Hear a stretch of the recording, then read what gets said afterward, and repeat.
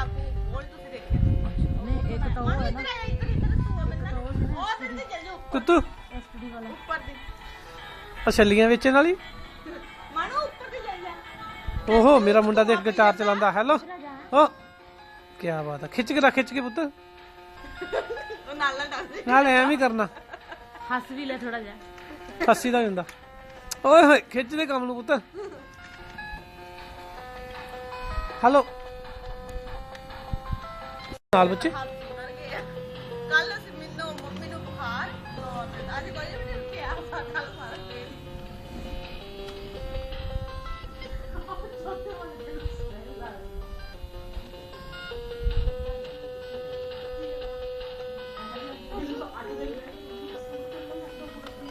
ਚਲ ਬਸ ਚੰਬੀਰ ਬਸ